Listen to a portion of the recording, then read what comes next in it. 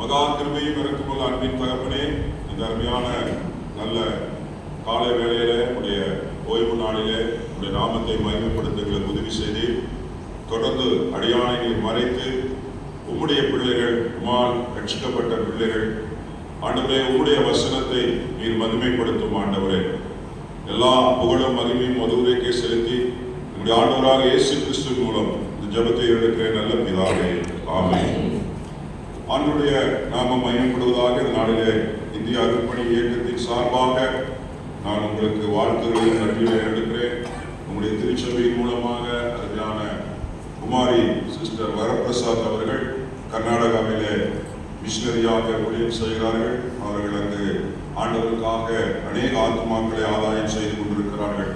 அதற்காக உங்கள் சபையாருக்கு நான் நன்றி செலுத்துகிறேன். அது மாத்திரமல்ல, உங்களுடைய சபை ஒரு மிஷனரி சபையாக இருக்கிறபடினாலும் அநேக ஊழியர்களை தாங்குகிறபடினாலும் கர்த்தர் உங்கள் சபையை ஆசீர்வதிப்பாராக. விசேஷமாக இருக்கிற அருமையான போதகர் மற்றும் செயலர், ட்ரெஷரர் மற்றும் கமிட்டி அங்கத்தினர்கள், ஆண்கள் வாரியம், பெண்கள் வாரியம், ஒவ்வொருவருக்கும் நான் நன்றிகளை ஏறெடுக்கிறேன். இந்த நாளிலே நமக்கு கொடுக்கப்பட்டிருக்கிற தலைப்பு cross, the new vision of messianic age என்று சொல்லி நாம் தியானிக்க அழைக்கப்பட்டிருக்கிறோம். அருமையானவர்களே, சிலுவையின் சின்னம் நாம் இப்பொழுது மேன்மை பாராட்டுவது போல புகழுக்குரிய சின்னமாக அது கருதப்படவில்லை. இயேசு கிறிஸ்துவின் மரணம் பலியாக அவர் தொங்கிய சிலுவையின் மூலமாக சிலுவை போற்றுதலுக்குரிய சிலுவையாக, புனிதமாக, அடையாளமாக அது மாறியது. அவர் சிலுவையின் பாதையிலே பின்பற்ற அழைத்தபடியினாலே அவர் அந்த சிலுவையை வெற்றியின் சின்னமாக, உலகம் முழுவதும் உயர்த்தப்பட்ட சின்னமாக இன்று அது மாறிப்போனது. அது நமது திருச்சபையினுடைய அடிநாதம் சிலுவையே. நமது திருச்சபையினுடைய அஸ்திவாரமே சிலுவை உபதேசம் என்றானது. பவுலடிகள் கூறும் பொழுது சிலுவையை பற்றிய உபதேசம் ரட்சிக்கப்படுகிற எனக்கு தேவ பலன் என்று சொல்லுகிறார். கெட்டு போகிற சமுதாயத்தை பார்த்து பைத்தியம் என்று தன் வாழ்க்கையின் அனுபவத்தை அவர் பிரதிபலிக்கிறதை பார்க்கிறோம். அது மாத்திரமல்ல, கிறிஸ்துவோடு நான் சிலுவையிலே அறையப்பட்டிருக்கிறேன், ஆயினும் இப்பொழுது நான் பிழைத்திருக்கிறேன், நான் அல்ல என்னில் இயேசு பிழைத்திருக்கிறார் என்று, இப்பொழுது பிழைத்திருப்பதோ அவரை பற்றும் விசுவாசத்திலே நான் பிழைத்திருக்கிறேன் என்று சொல்லுகிறதை பார்க்கிறேன். இங்கு வார்த்தைகள் வேர்ட் பிளே என்று சொல்வார்கள். நான் மரித்திருக்கிறேன் ஆனாலும் பிழைத்திருக்கிறேன், நான் அறையப்பட்டிருக்கிறேன் சிலுவையோடு, ஆனாலும் இயேசு என்னோடு கூட ஜீவிக்கிறவராய் இருக்கிறார் என்கிற பதத்தை நாம் பார்க்கிறோம். ஏபி ப்ரூஸ் என்கிற வேத பண்டிதர் இப்படியாக அவர் சிலுவையை பற்றி சொல்லுகிறார். சிலுவை நம்மை தனியே விட்டுவிட்டால் நாமும் சிலுவையை விட்டு விடுவோம். ஆனால் சிலுவை நம்மை விடுவதில்லை, அது நமது விசுவாசத்தின் மையமாக இருக்கிறது. சிலுவையை நாம் விட்டுவிட்டால் நாம் கிறிஸ்துவர்கள் என்று கூறிக்கொள்ள முடியாது. ஏனென்றால் நாம் இயேசுவையே விட்டு விடுவோம் என்கிறார் அருமையான பவுல் அடிகளார். நாம் படித்த நிருப வாக்கியத்தில் நாம் பார்க்கிறோம். 1 கொரிந்தியர் 3:11 ஒரு அருமையான காட்சியை அங்கு அவர் நமக்கு முன்பாக அவர் வைக்கிறார். ஆசியாவிலே மிகப்பெரிய உபத்திரவத்திற்குள்ளாக அருமையான அந்த ஊழியத்தோடு சேர்ந்திருக்கக்கூடிய மக்கள் பாட அனுபவிக்கிறதை பார்க்கிறோம். அவர் சொல்லுகிற காரியம், மரணம் வரும் என்று நான் என்ன பண்ணினேன், நிச்சயத்திலிருந்தேன். என்னுடைய பலத்திற்கு மிஞ்சி அதிகமான பாரமான வருத்தம் எங்களுக்கு உண்டாயிற்று என்று சொல்லுகிறார். அதில் அவர் சொல்லுகிறார், கிறிஸ்துவின் பாடுகள் என்னிடத்திலே பெருகிறது போல கிறிஸ்துவினாலே எங்களுக்கு ஆறுதலும் பெருகிற்று என்று சொல்லி பார்க்கிறதை பார்க்கிறோம். நான் பாடுபடுகிறது போல நீங்களும் பாடுபட்டு சகிக்கிறதுனாலே அந்த ரட்சிப்பு பலன் செய்கிறது என்று சொல்லுகிறதை பார்க்கிறோம். பாடுகளின் பலன் ஆறுதல். பாடுகளை நாம் சகிக்கும் பொழுது நமக்கு தேவன் ஆறுதலை தருகிறது மாத்திரமல்ல, அந்த ஆறுதல்கள் மூலமாக மற்றவர்களும் ஆறுதல் படுத்த ஆண்டவர் நம்மை அழைக்கிறார். ஆகையால் அவர் சொல்லுகிற காரியம், எந்த உபத்திரவத்தாயிலும் அகப்படுகிறவர்களுக்கு நான் ஆறுதல் ஆறுதல் சொல்ல தகுதியா இருக்கும்படிக்கு எனக்கு வரும் உபத்திரவத்தினாலே அவரே எனக்கு ஆறுதல் செய்கிறவராய் இருக்கிறார் என்று சொல்லப்பட்டிருக்கிறது. ஆண்டவர் நமக்கு உபத்திரவங்களையும் பாடுகளையும் வாரி வழங்கக்கூடிய தெய்வம் அல்ல.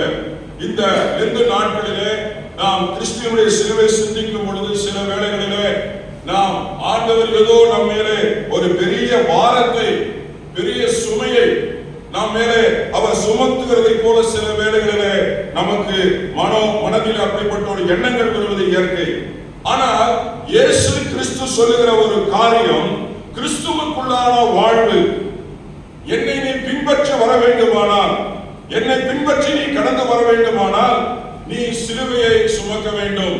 உலகம் உன்னிடத்திலே அநேக விதமான பாடுகளை கொடுக்கும் என்று சொல்லி அவர் முன்குறித்து நம்மை தகுதிப்படுத்துகிறார், நம்மை திடப்படுத்துகிறார்.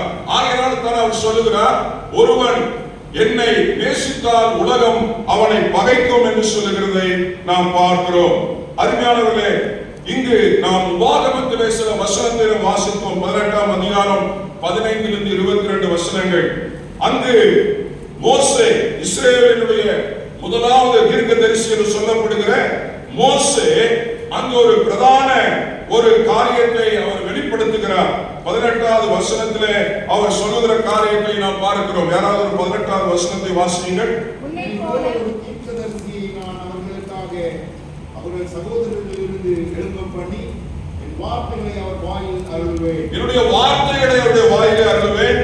நான் அவருக்கு கற்பிப்பதையெல்லாம் அவர்களுக்கு சொல்லுவார், நான் அவருக்கு கற்பிப்பதையெல்லாம் அவர் அவர்களுக்கு சொல்லுவார் என்கிறதை பார்க்கிறோம். இங்கு ஆண்டவராகிய இயேசு கிறிஸ்துவை குறித்து, மேசியாவை குறித்து இலைமறைவு காய்மறையாக இங்கு மோசே தன்னுடைய ஃபேர்வெல் டிபார்ச்சர் டைம்ல அவர் இங்கு வெளிப்படுத்துகிறதை பார்க்கிறோம்.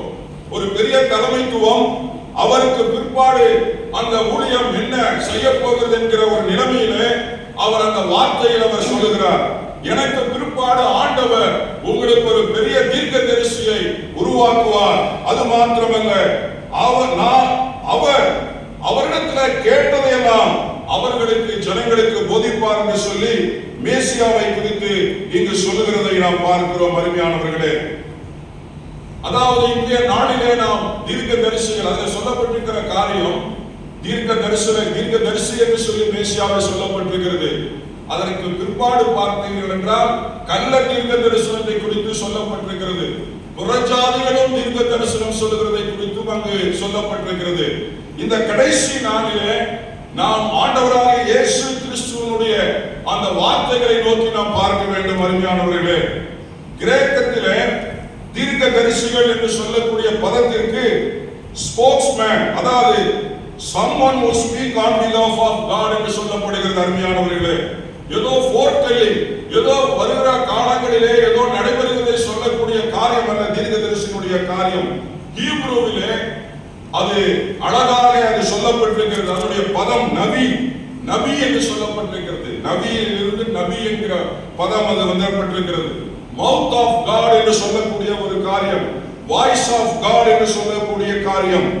அவர் மேசியாவாக, மோசே இருந்த காலத்திலேயே வரக்கூடிய ஒரு மேசியாவாக அங்கு இயேசு கிறிஸ்துவை வெளிப்படுத்துவதை நாம் பார்க்கிறோம்.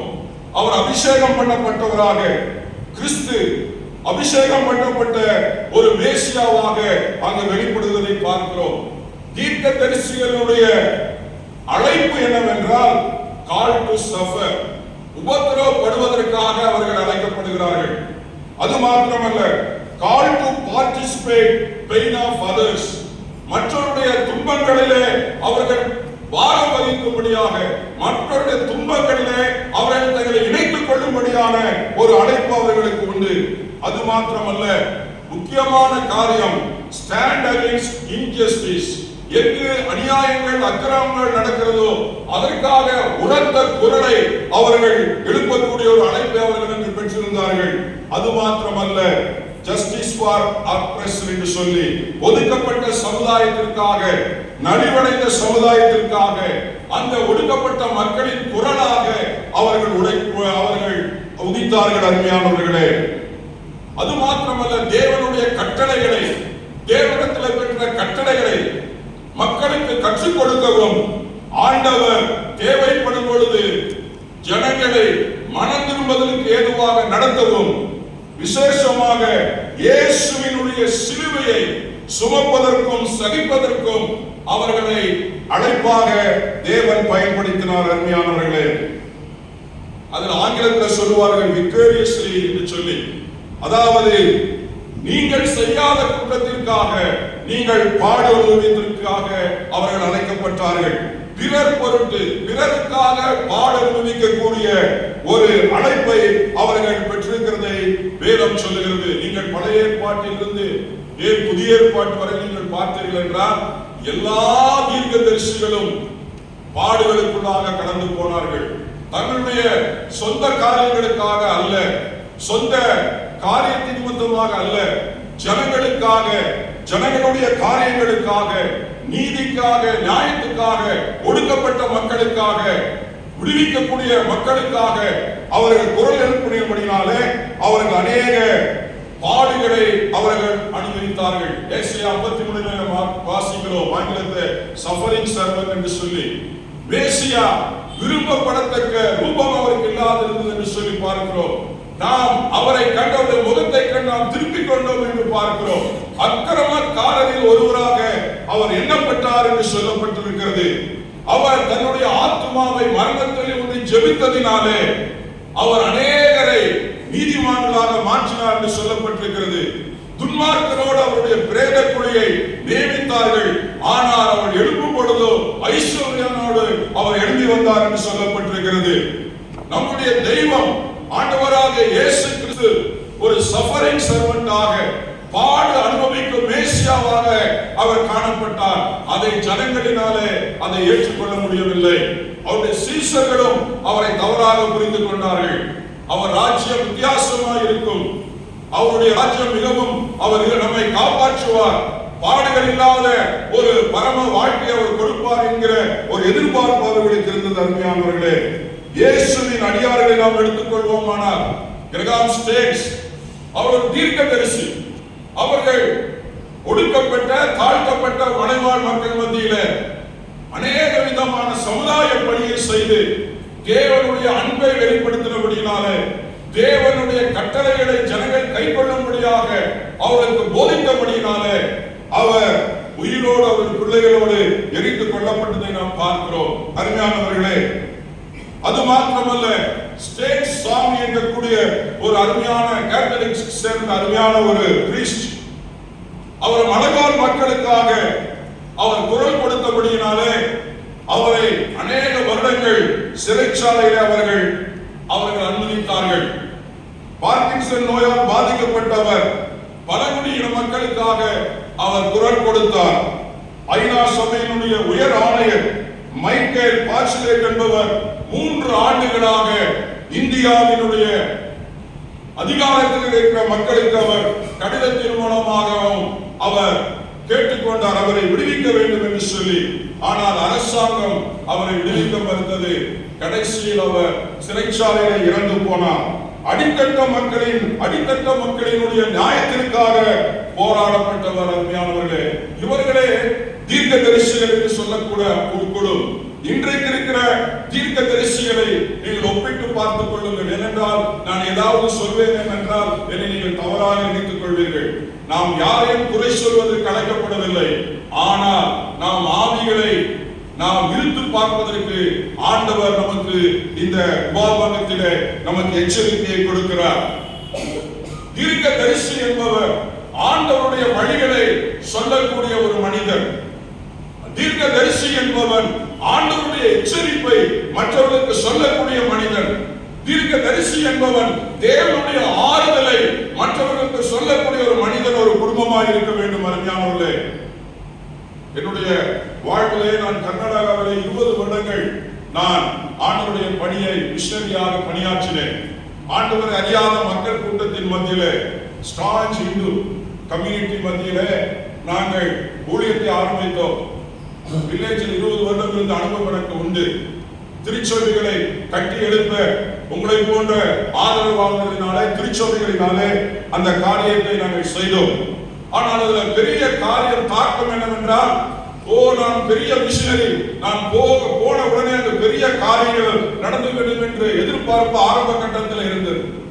ஆனால் ஆண்டவர் யாரை கொண்டாயினும் அவருடைய காரியத்தை செய்கிறார். சாமுவேல் சிறிய வயது. கர்த்தர் அந்த சாமுவேலோடு என்ன பண்ணினார்? பேசினார்.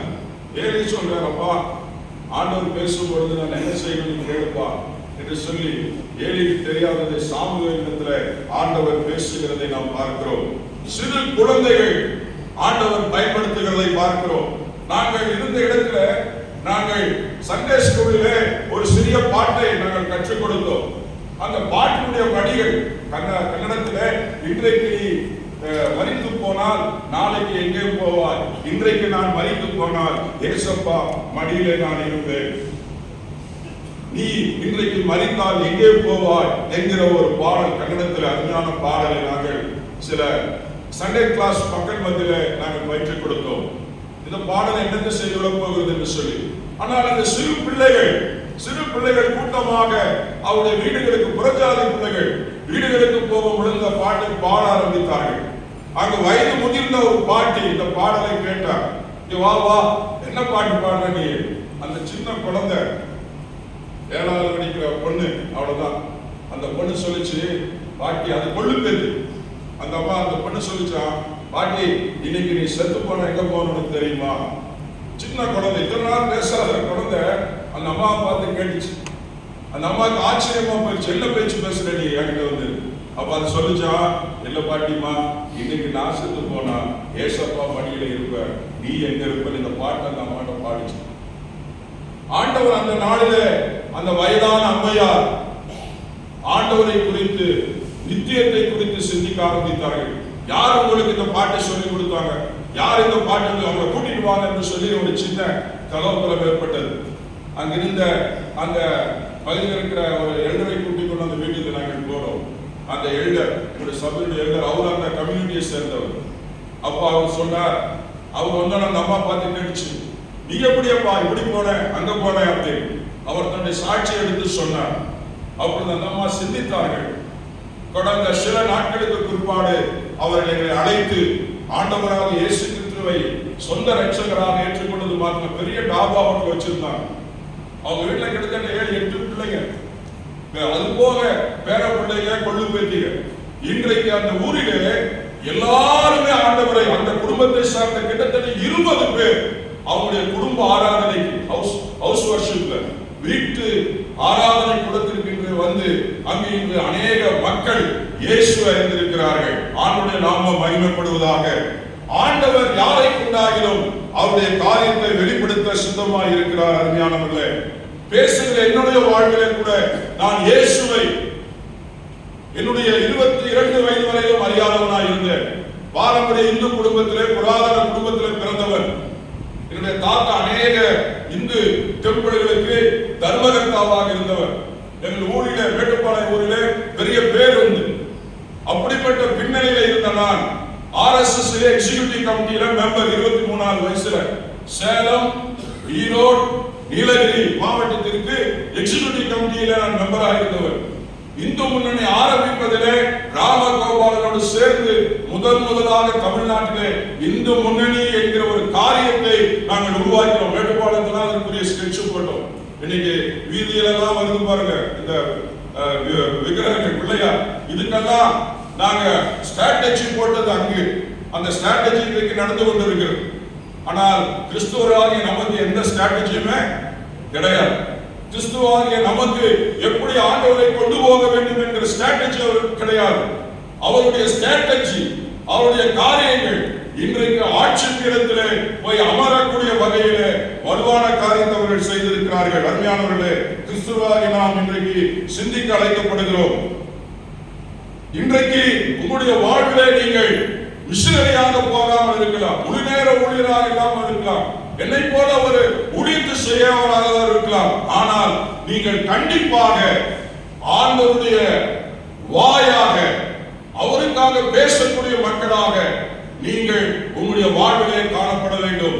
உங்கள் வாழ்வியலிலே, உங்களுடைய லைஃப் ஸ்டைல், உங்களுடைய வாழ்க்கை முறையிலே இயேசுவை வெளிப்படுத்துவதிலே எந்த அரசாங்கமும் உங்களை தடை செய்ய முடியாது.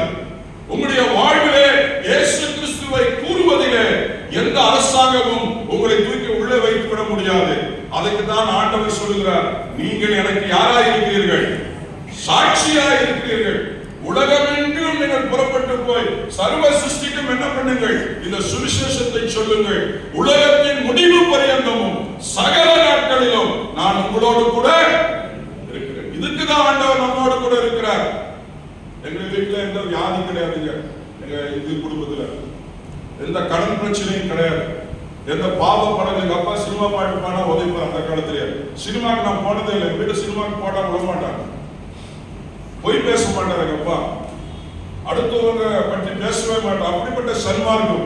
ஆனா பாவி என்று சொன்னால் அவரால் என்ன பண்ண முடியாது, சகித்துக் கொள்ள முடியாது.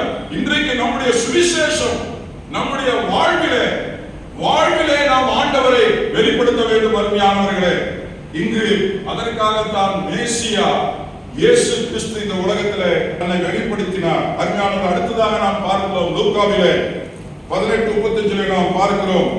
அங்கு மேசியானிக் டெமான்ஸ்ட்ரேஷன் நடக்கிறது. ஒரு குருடன், அவன் பார்வையில்லாத ஒரு மனிதன், அவனை எல்லோரும் அசட்டை பண்ணுகிறார்கள். ஆனால் அந்த மனிதன் இயேசுவை நோக்கி தொடர்ந்து கூப்பிடுகிறார், தெளிவாக கூப்பிடுகிறார். இயேசு அவனிடத்தில் வருகிறார். அவனிடத்தில் என்ன வேண்டும் என்று கேட்கிறார். இயேசுவுக்கு எல்லாம் தெரியும். ஆனால் அந்த இடத்துல அந்த குருடன் பார்வை அடைகிறான். பார்வை அடைந்த பிற்பாடு இயேசுவை பின்பற்றி செல்கிறார்.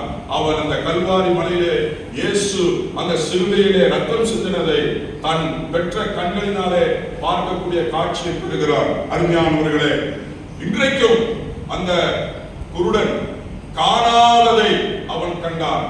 அவன் விசுவாச கண்களிலே காணாததை அவன் கண்டான். அவன் சொல்லுகிறான், தாவீதின் குமாரனே. அவன் இயேசு கிறிஸ்துவை ஏதோ அற்புதம் செய்வராக மாத்திரம் அல்ல. அருமையானவர்களே, இயேசு கிறிஸ்து ஏதோ குணப்படுத்துவராக மாத்திரமல்ல, இயேசு கிறிஸ்துவை மேசியாவாக அவன் விசுவாசித்தான். தாவீதின் குமாரனே என்று சொல்லி அவன் யூதன். அநேகருக்கு சொல்லுகிறார்கள் இயேசு போகிற என்ன சத்தம் என்று. ஒரு காதில் அநேக முறை அவன் கேட்டிருக்க கூடும், இயேசுவை குறித்து கேள்விப்பட்டிருக்க கூடும். அவன் ஒருவேளை அவன் அந்த சத்தத்தை கேட்டு அவன் கேட்கிறான், என்ன நடக்கிறது என்று சொல்லி கேட்கிறான். அவன் காதுகள் கேட்கக்கூடியதா இருந்தது. அருமையானவர்களே, காது காணக்கூடியதா இருந்தது. அவன் வேதத்தை தெரிந்தவனா இருந்திருந்தான்.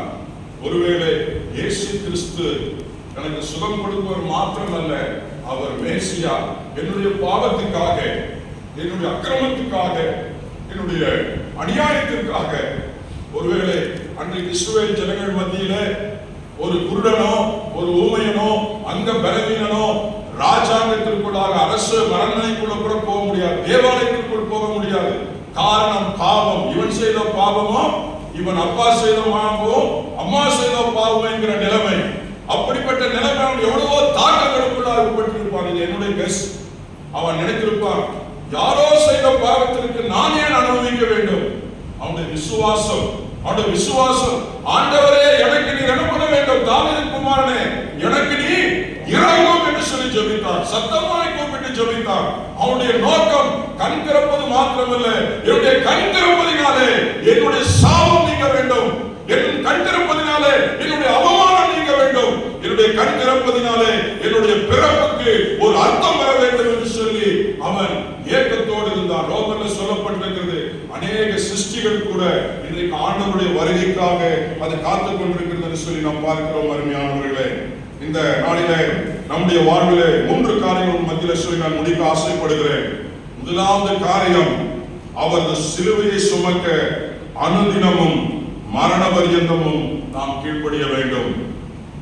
Cross losing yourself, cross losing yourself to find yourself என்று ஒரு அறிஞர் சொல்லுகிறார். Cross losing yourself to find yourself என்று சொல்லுகிறார். நாம் இயேசுவினுடைய சித்தத்திற்கு செய்வதற்கு நம்முடைய சுய சித்தத்தை விட்டுக் கொடுக்கக்கூடிய மக்களாக நாம் காணப்பட வேண்டும். அருமையானவர்களே, இயேசு தன்னுடைய எல்லா மகிமையையும் தேவனுக்கு சமமாய் இருப்பதை கொள்ளையாடின பொருளை விட்டுவிட்டு அவர் அடிமையின் ரூபம் எடுத்து சிலுவையின் மரண பரியந்தம் தம்மை தாழ்த்தினார். அருமையானவர்களே, நாம் எவ்வளவு தூரம் தாழ்த்த அடைக்கப்படுகிறோம் இந்த நாளிலே. அது மாத்திரமல்ல, இரண்டாவது காரியம், அவரின் வாயாக இருந்து அவர் ரட்சிப்பின் சுவிசேஷத்தை நமது சந்ததிக்கு நாம் அறிவிக்க வேண்டும். உதவிக்கு நாம் குரல் கொடுக்க வேண்டும். ஆண்டவரே, நெருக்கத்தில் இருக்கிற மக்களுக்கு, இயலாமையில் இருக்கிற மக்களுக்கு நாம் உதவி செய்ய வேண்டும். நம்முடைய சபையிலே நமக்கு ஒரு நல்ல சந்தர்ப்பம் இந்த லெந்து நாட்களில் அல்லவா கொடுப்பது. அநேக மக்கள், கடினமான நிலைமையில் இருக்கிற மக்கள், ஒதுக்கப்பட்ட மக்கள், புறம்பாக்கப்பட்ட மக்களுக்கு நம்மால் இயன்ற உதவியை நாம் செய்ய அவர்களுடைய வாயாக நாம் இருந்து நாம் போராட அழைக்கப்படுகிறோம். மூன்றாவதாக, நம்முடைய விசுவாச கண்கள் காணாதவைகளை காணட்டும். அருமையானவர்களே, யாராவது ஒருவர் இந்த வசனத்தை மாத்திரம் ரெவலேஷன் 21ஆம் அதிகாரம் 4-5 வசனத்தை வாசி. யாராவது ஒருவர், நான் முடிக்கிறேன். ரெவலேஷன் வெளிப்படுத்துதல் 21ஆம் அதிகாரம் 4-5 வசனத்தை வாசி. அவர் கண்ணீர் யாவையும் துடைப்பார், இனி மரணமும் இல்லை, துக்கமும் இல்லை, அலறுதலும் இல்லை, வருத்தமும் இல்லை, முந்தினவைகள் எல்லாம் ஒழிந்து போன என்று வெளிப்படுது. ஏசாயா 11ஆம் அதிகாரம் 5வது வசனத்தை யாராவது வாசிங்க. ஏசாயா 11ஆம் அதிகாரம் 5-6 வசனங்கள் வாசிங்க.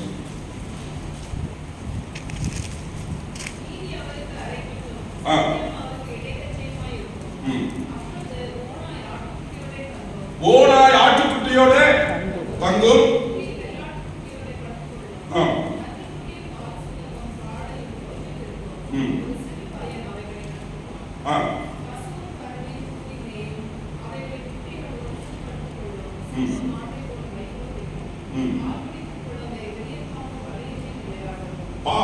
பால் குடிக்கும் குழந்தை விரியன் பாம்பு புத்திரியில என்ன பண்ணும்?